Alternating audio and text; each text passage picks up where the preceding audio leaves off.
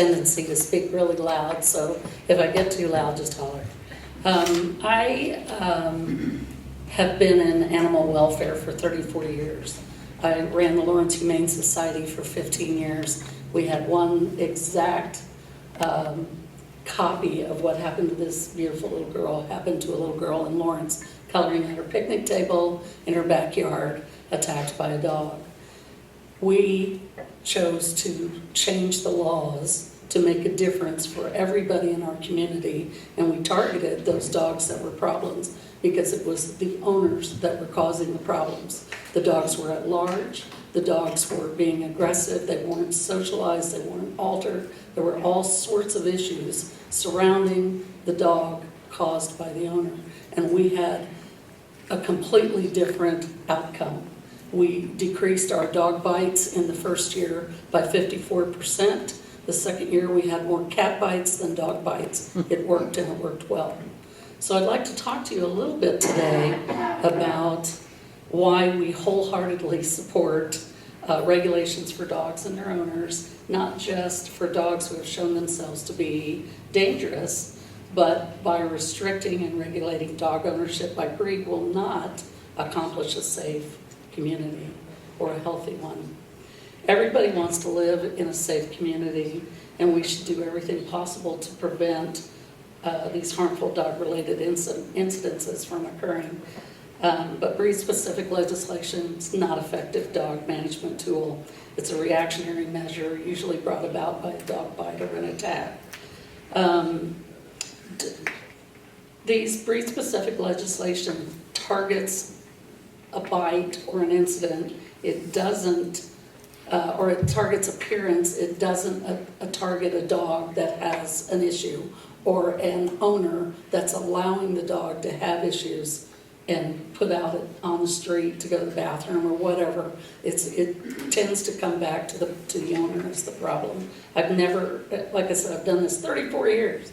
I've never had it not be the owner. 90 million dogs in America today. There's no standard system of how to identify a pit bull type breed, a bully breed. There's no standard. You've all probably seen the tests where you have all these pictures of dogs and you look at them and go, wow, I think it's that one. I never get it right, never.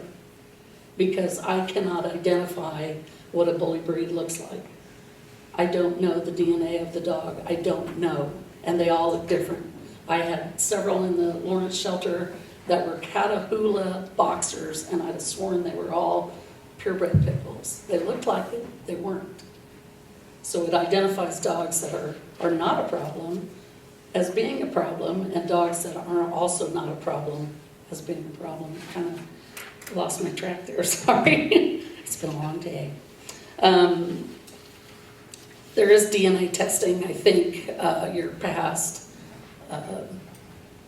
director of your Humane Society got that instituted, and she also had a way of looking at dogs like a lot of trainers and behavioralists do. They don't look at the dog's appearance, they look at the dog's actions and how it reacts to things. You cannot judge the dog by how it looks. You have to look at what it's doing and things like that. That's what a behavioralist and a trainer does.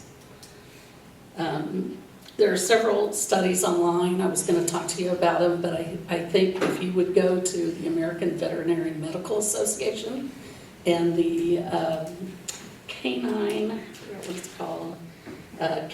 Research Council, they both have really interesting surveys that they've done over the past 10 years on fatal attacks in the United States, and none of the factors in those attacks were breed. None of them. None of the experts ever look at breed as an issue. So these are people who know a lot more than me.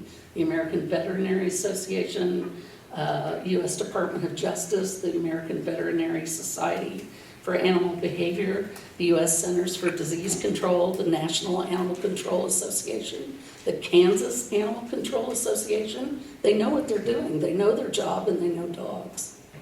And I trust in what they do, and I believe in what they do. I've done it a long time and it works.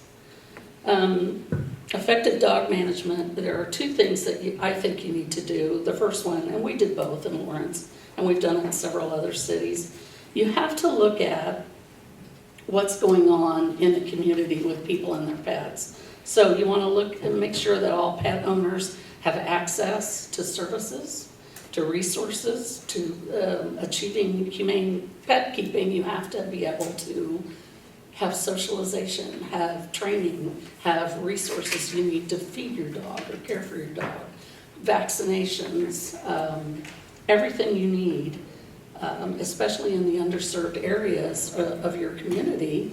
They need help with that. So that would be the first step. The second step would be having laws that make sure that you are treating everybody on the same level. Everybody's treated the same. And that doesn't always happen. I know what instituted me changing a lot of the laws in Lawrence before we did the dangerous dog law was the fact that we had one neighborhood that the dogs were running loose, had a couple of dogs that were causing problems, attempting to bite. They never did bite somebody, but we had another one, because of what it looked like, would get out, go to the bathroom in the front yard, not on a leash, and go back inside. That dog had multiple complaints. That person got fined. The two people in the other area of town did not, and their dogs were continuing to run along until finally they bit somebody. I think you have to look at anti-tether laws. I think you need to look at leash laws, and you need to make sure that everything is done equally across the board in your entire community. You want to make sure that your laws benefit the animals and the people in your community, right? So those two things I would definitely do. If you do those and you're consistent with that, your animal control officers are going to have more time, there's going to be more money to allow them to do other things. Animal control officers in Lawrence went door to door with us. We walked back alleys. We looked for issues that might cause problems in the future. And that's key to protecting your community, making sure that you're looking at all the issues that will combine to cause an issue in the future. And so that's what we did. Consequently, people looked at animal control differently. They tend to be disliked because they're doing their job, they're enforcing, and so like police officers, they tend to be judged harshly. So it really helped that situation, and it helped us working with them and the city.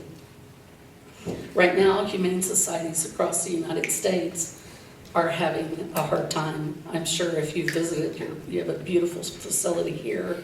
It's run very well. I've been there several times. But there are 6 million animals that are going to enter shelters this year. Nobody has room anywhere for any dog. There are little dogs that are not finding homes. There are big dogs that aren't finding homes. There are bully breeds. Number one breed right now for a person to get is a bully type breed. Just like in the 70s when I was in high school, it was the Labrador Retriever. When I started at the shelter, the Labrador Retriever was the number one dog in the shelter. Black labs everywhere you went. Same thing today, because it's the most popular breed. And that happens, it happened in the 90s with the Rottweilers, it just goes like that. So you're going to see a lot more of them. You need to also know your laws. So when he was talking about, your past commissioner was talking about the person having 30 pit bulls, first thing I see is breeding without a license and too many dogs on the property. I'm calling the state of Kansas because that's their job. Know the laws, know who enforces them, and together as a community with your laws, you can keep a safe and happy, healthy community. So please look at the websites that are out there, both sides, but you're going to see that the experts all agree that breed-specific legislation is not a working conduit for having a good, healthy community.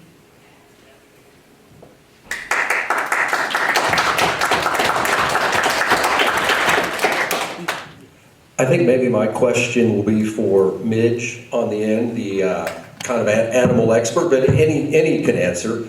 In the spirit of full disclosure, I live in a house divided right now. My wife is chomping at the bit to get that ballot in the mail this week and vote yes to repeal the ordinance and get it back in the mail. So she's chomping at the bit.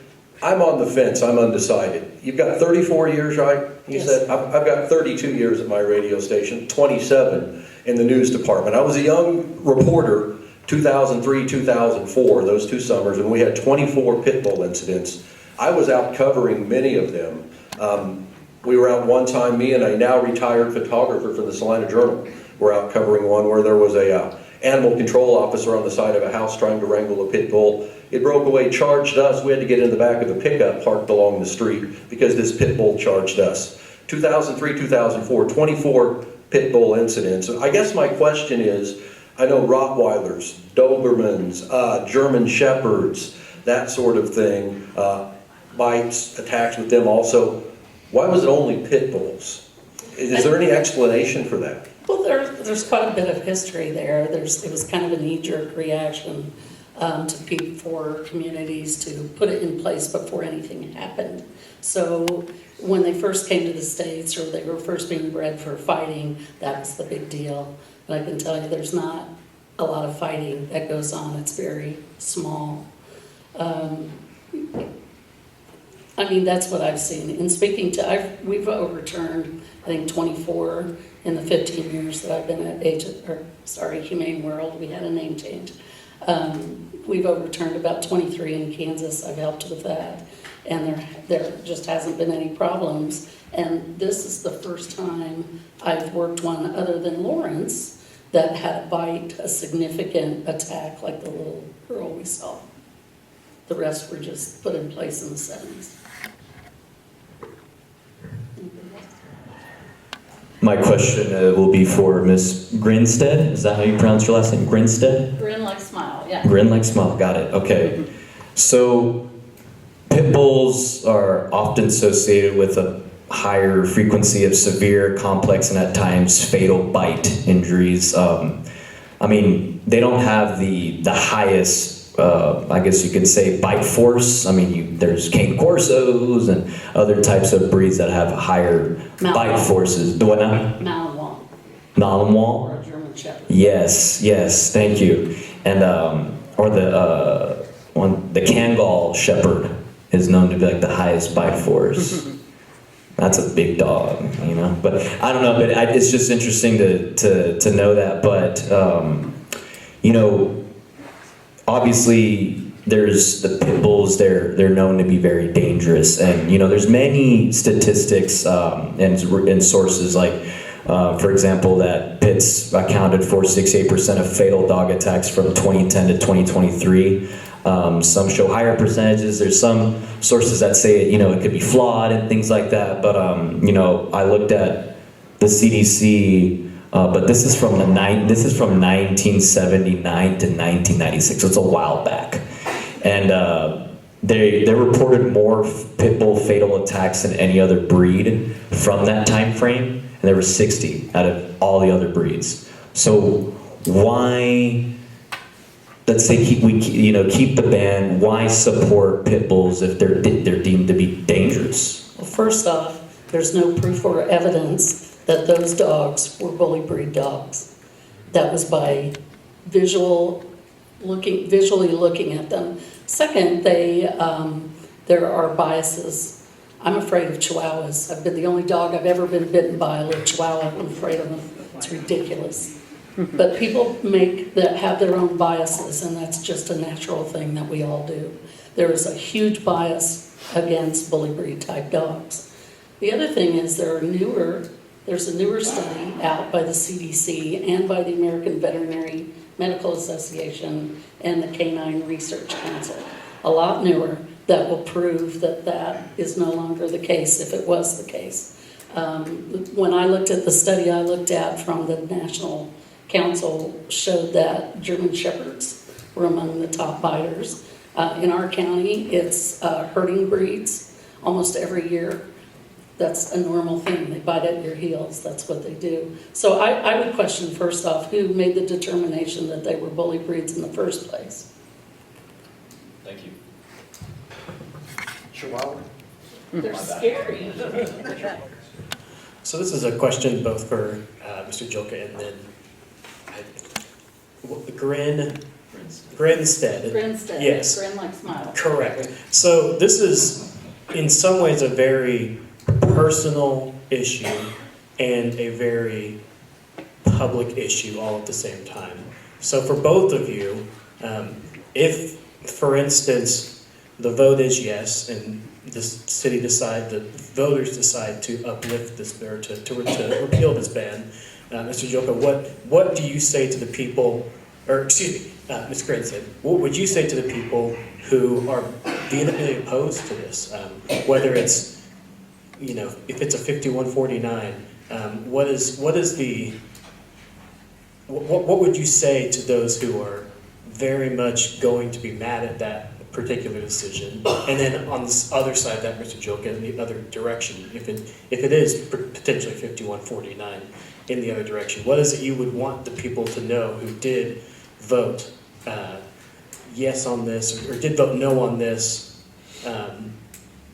that were upset about how the outcome might turn? So you're talking about if the vote is, if the ban is upheld? Either way, honestly. Okay. Because you are both kind of at opposite sides of this issue. Sure. So if it doesn't turn out the way that you hope it does, what do you say to your supporters? What do you also say to those who oppose what you are supporting at this time? Well, I think there's always a way to allow bully breed type dogs. You can have them spayed and neutered, you can have them microchipped, they can have requirements put upon them, but at least it allows those dogs to remain in their homes with their families. I think if it's overturned, I would love to give samples from all across the state of cities that have dangerous dog ordinance. The one I like the best is one that says any dog that attempts to attack or attacks a human or a companion animal off of their own property is a dangerous dog. And then they have requirements that they have to go through. It works really well. Well, I would first say that anybody who is supportive of the current ban should accept the result. I know we've had a kind of a prominent example of someone not accepting the results of election. In recent years, it's kind of infected the rest of our politics all the way down. But I would also, one of my favorite lines in politics, I don't know where I got it from, but the world is governed by those who show up. And to kind of put a little different twist on that, the world will be governed in this case by those who fill out and mail back in that ballot.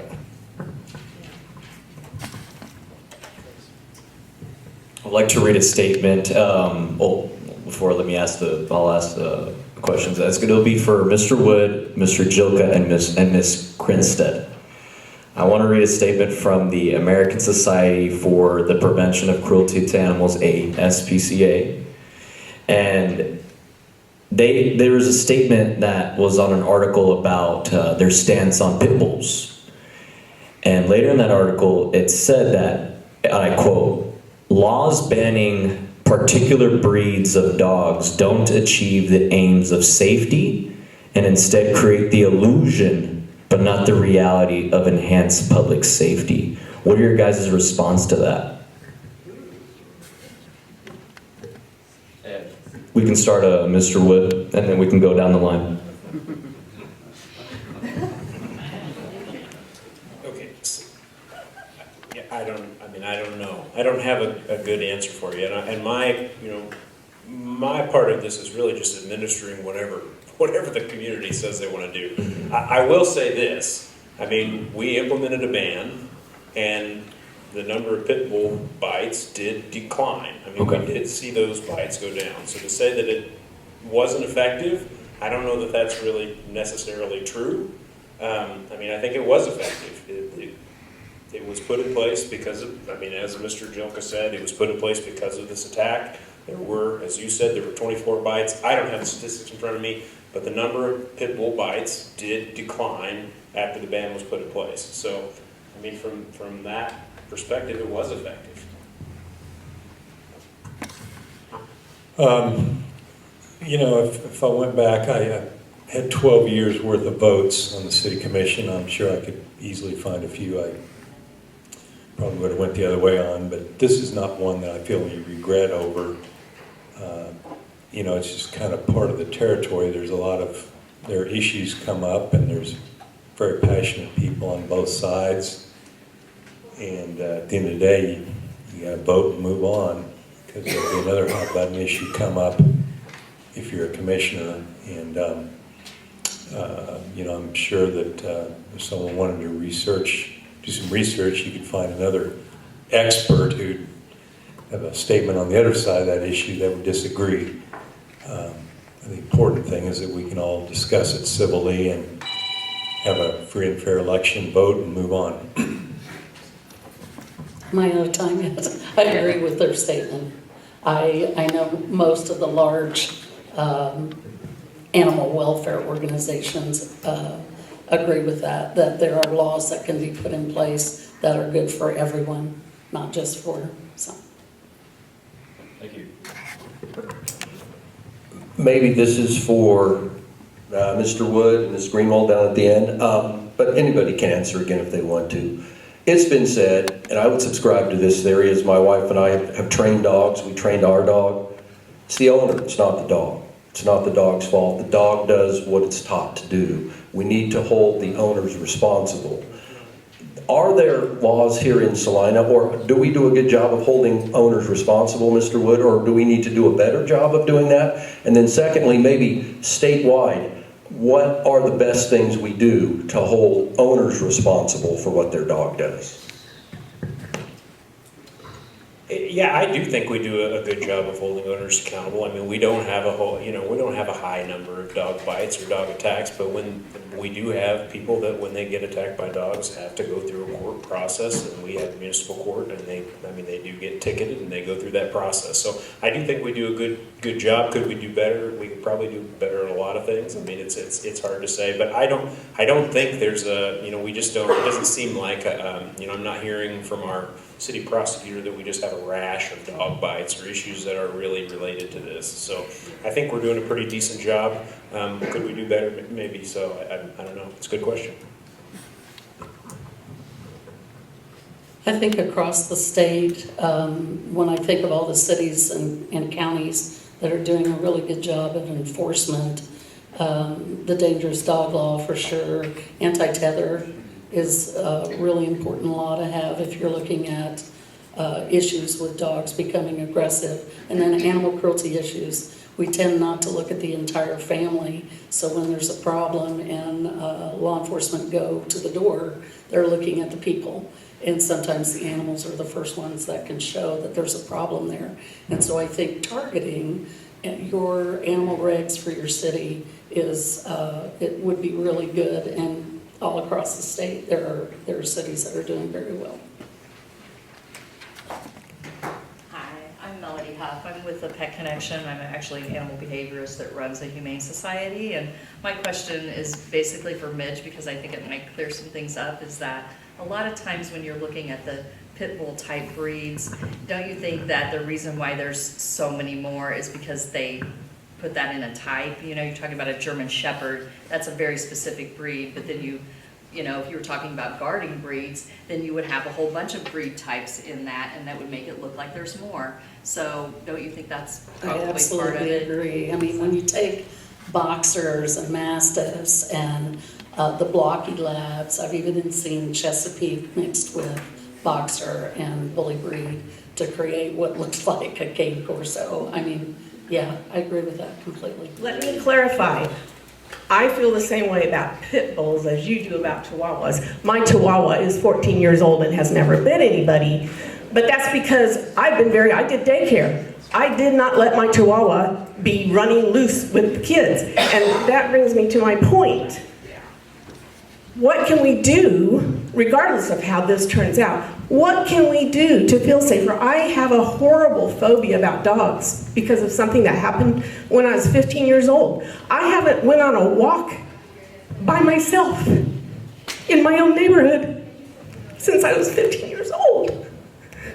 What can we do with these dangerous dogs? My understanding is that something has to happen first. Somebody has to get attacked before that goes into effect. Can That's really, you know what, how can we do better? You have to have a law that says, it's not a one bite rule, right? We had the incident I told you about with the little girl, that dog got a one bite rule. Did I tell you about the little girl got attacked? The dog bit her, and at that time we had a one bite rule, so okay, next time, it's like somebody stabs you and okay, next time. You know, it's not acceptable. You have to have laws that protect the citizens, and they have to be enforced across the board. Yes. And Yes. that's the key. So when a dog is showing attempts to attack or is being aggressive off their property, you need to have a law that says, hey, when they're off their property, they need to have a humane muzzle and a 4-foot leash. When they're outside, they have to be in a 6-sided kennel with a locked door.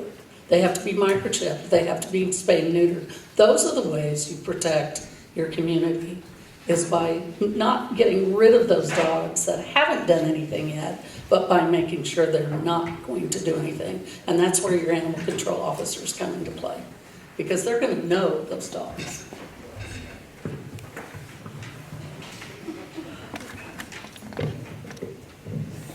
James Bowden, Salina, Kansas. I think that was a great lead into my question. A lot of people say that it's the owners, not the dogs, and that the owners should be held responsible for any actions that the dogs are taking.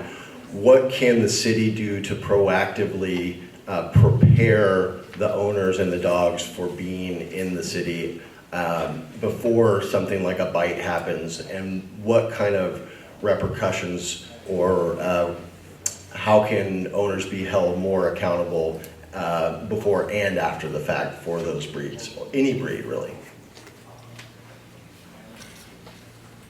Are you asking me or?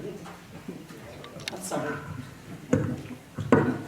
I think For the city. I probably Midge, and then also from Jacob. I think answers from both of you would be great. And if you guys want, others want to chime in, that's fine too.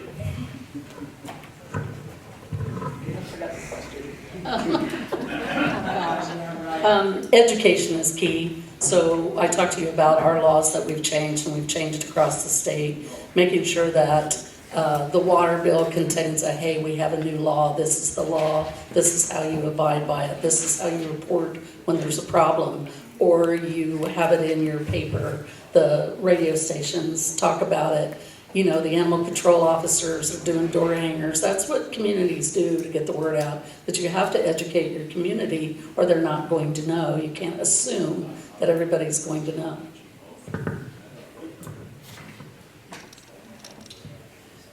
Yeah, you know, I'm not so sure I have a good answer. I mean, you know, the government can't do everything. I don't know. It's pretty hard for us to manage people and manage pet owners and all of that sort of stuff while also trying to, you know, do all the other things that we do, provide clean water and, you know, all those sorts of things. So I'm not sure it's really a government responsibility to train people on how to be good pet ownership. I mean, we certainly will provide information where we can. But it's really hard to say just manage the people or manage the owners. I don't know how you do that. I mean, the way that we do that, I guess historically, as governments, is we write you tickets and we send you through a court process, and you go through a court process and the judge makes a decision. If the community at large wanted us to be more harsh on things, I suppose we could, you know, we could take a look at that and we could increase fines and that sort of thing. But the way we really affect behavior is through our court process. I mean, that's the way it's been for a long time. I really have a question for Ms. Grinstead to understand. I want to understand what you were saying earlier. It sounded like in order to, rather than address the breed, you were talking about being proactive with the owners, correct? Correct. Is that some type of mandatory? I mean, are you talking about laws to mandate No. proactive? Which, like I said, kind of ties with what he's saying, like, No, when we were working on changing the laws, it was because we were having problems in the community with problem dogs from problem owners. So we ended up Once we worked with the city and the county and we changed our laws, we put in place things that we thought would help educate the community. So animal control carried a list of the city laws that they would hand out. They walked the back, alleyways behind houses. We, the animal shelter, also helped with that. We put it in the newspaper. The city put information on the water bills. Anything we could do to try and get the information out. The other thing that happened with what I call the bad owners, I like getting rid of the bad owners, by the way, was targeting them. I targeted them, and I gave, these are the dogs that are causing problems in the neighborhood. This is what we're hearing, this is what we're seeing. They're doing it after hours, and we targeted them. And that's how we got So control. theoretically though, I mean, even if you found someone you thought, man, that's the worst owner we've ever seen in our lives, there's nothing that would happen until a dog, if a dog were to attack, there's no power. Right, unless Yeah. the dog does something, unless it's an animal cruelty situation, and Right. then any agent from a duly incorporated Humane Sure. Society has the right to enter property and take that dog.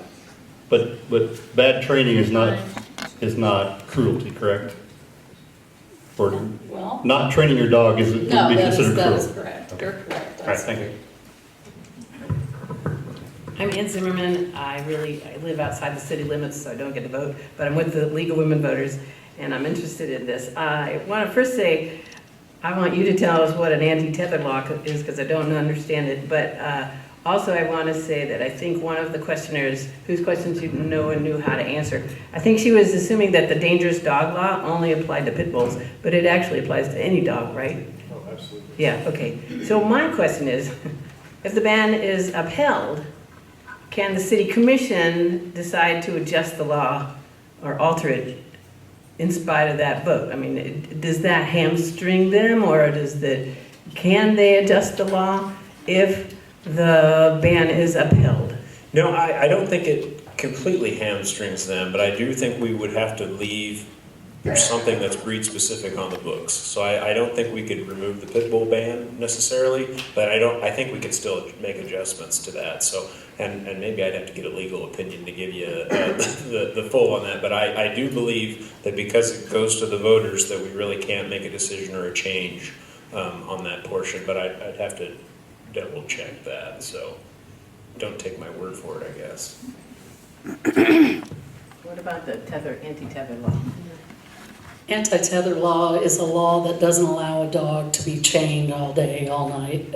It goes against their very nature to be chained. You could put them in a small carrier and they'll do better in the carrier than they will being chained in the yard. It makes them very aggressive. So in anti-tether law, we copied Wichita's 1 hour on, 3 hours in between, three times a day.